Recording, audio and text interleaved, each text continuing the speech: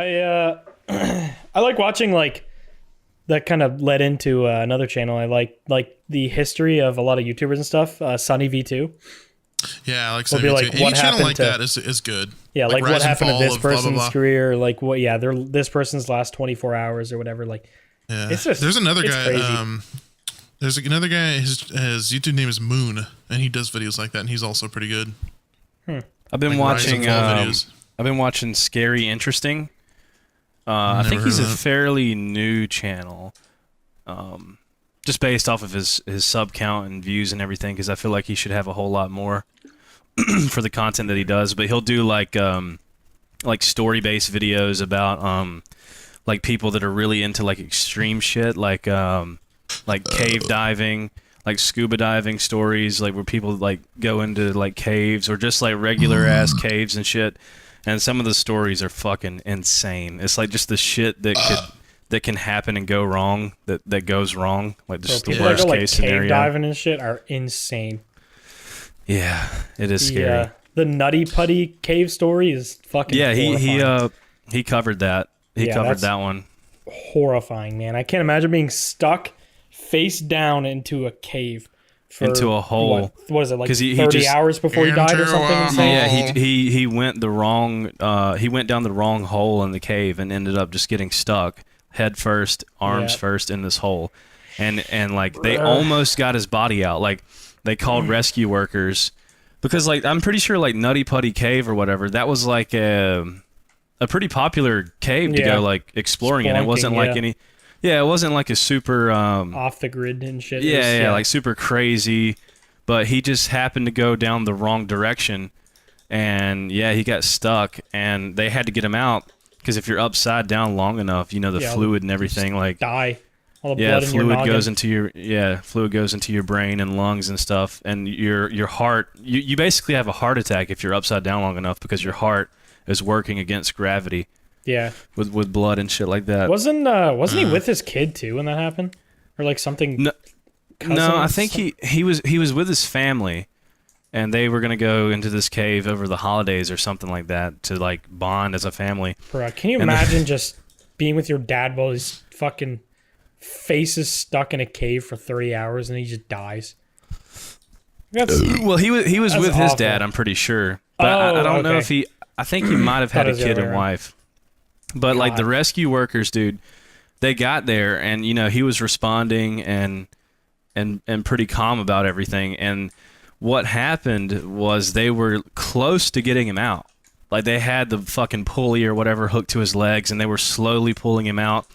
And I'm pretty sure it got to the point where he could like make eye contact with one of the rescue workers. oh, really? But then like yeah, one of the like pulley things on the wall of the cave broke off. Bruh. And it hit one of the rescue workers or something and knocked him out. And then it dropped this shit. dude back into the hole, and then they couldn't get him out, and it was too dangerous to. And he Send was like, somebody actually yeah. in there. Dude, the Yeah, it sound was of too that pulley dangerous to do it breaking again. is probably going to live in somebody's nightmares the rest of their life. Yep. That's And he was fucked. almost out too. He was almost out That's to the point of making eye contact, and then it broke. And then it was too dangerous to get his body because then he was pronounced dead like shortly after that. Yeah. And they couldn't get his body out, so the whole entrance to the cave had to be cemented over. So his body is just Still in decaying in there. Yeah. Gross. That is Yep. wild.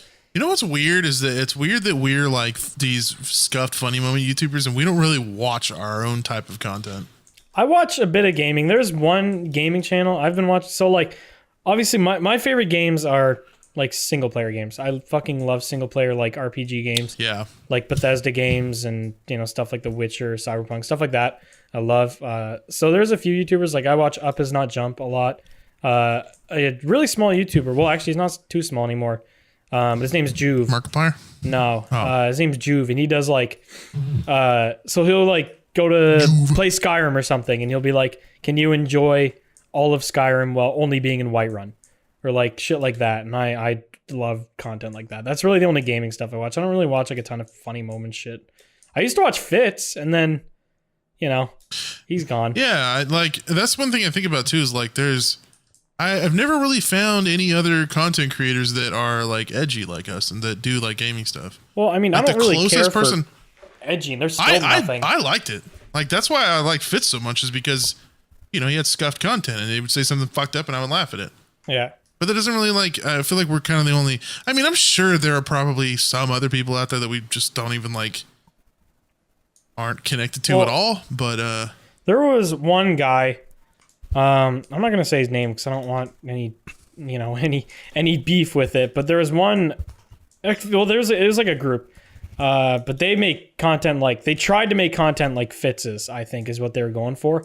But it was not even funny. It was just blatant racism. Yeah. Like it's when you're Just 16, 17 and just N-word funny. Where it's just there's actually no comedy whatsoever to it, as we were laughing at way earlier.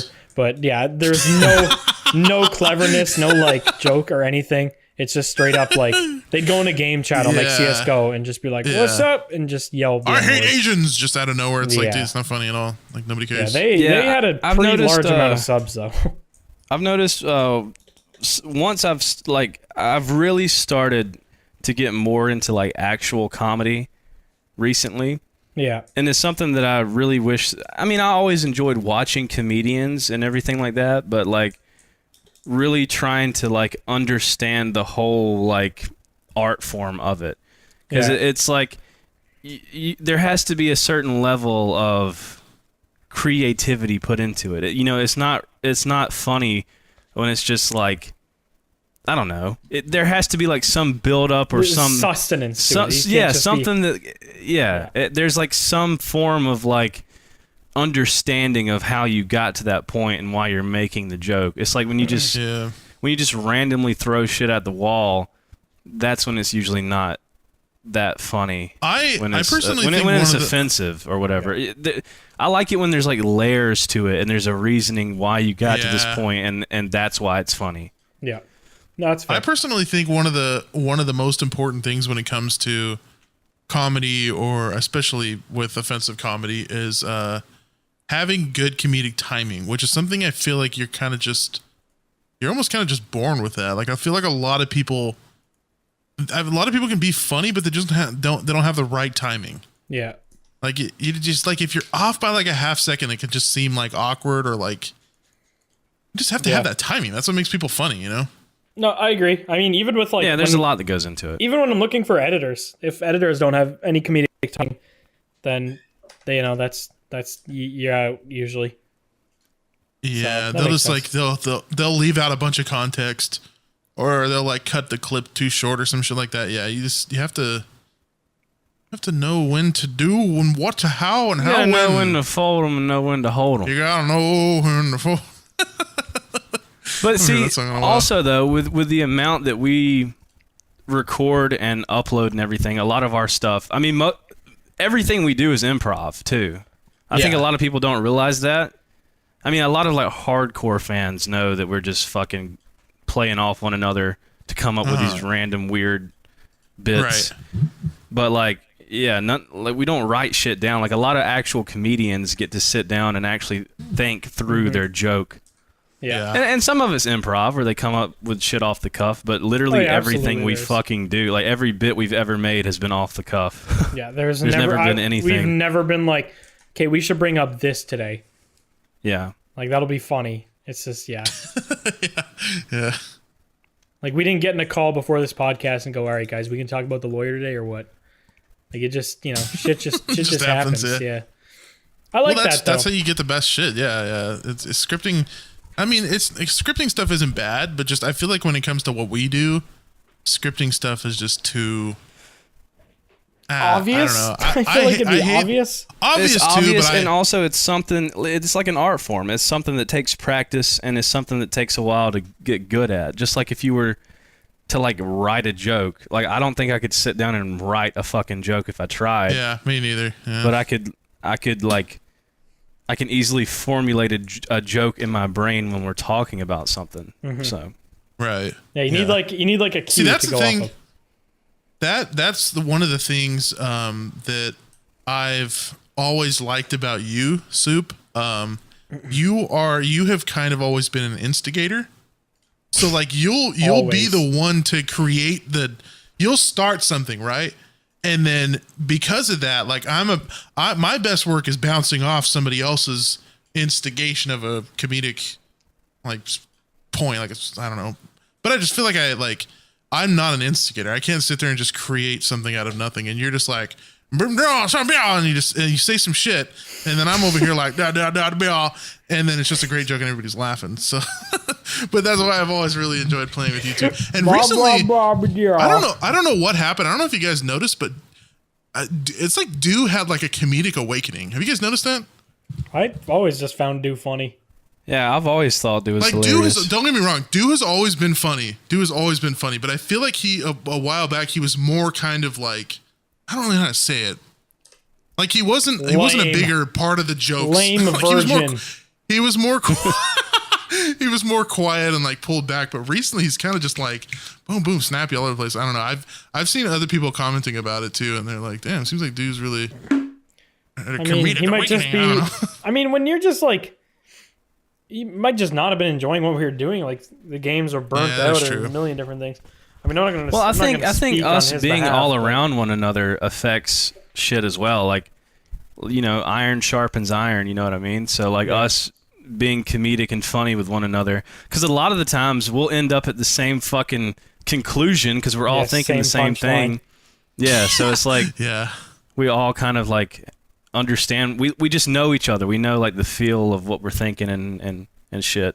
It wasn't always like that. That's what I'm talking about though. I feel like for some reason recently Dooo has been like he's coming up with shit that we're not even thinking about. He'll just throw something like random out there and be like, wow, that was good job, Dooo. You're doing a good job. Dooo is based. Dooo is secretly based. I just feel like he's kind of got I feel like I don't know really how to explain it. Like, I feel like he used to give a fuck about what he said. Now he just doesn't give a fuck. Maybe. It's possible. Could be. Yeah. I don't know Doo's lore. He's not here, so I can't be like... just comedy growth. Dooo has definitely grown, though, comedically. Because I remember when we were first playing together, I would say some outlandish shit, and he'd just be like, what the fuck? and now if I said that same shit today, he would just be like, oh, another day in the office. I used to be nervous to say certain things around Dooo, because you guys right away would be saying out-of-pocket shit, like when we first started playing. You had nothing to gauge on whether he would be offended or not. Yeah. All of his content was just guitar on Black Ops. He never, like, said, offensive shit. You didn't know if he was going to be, like...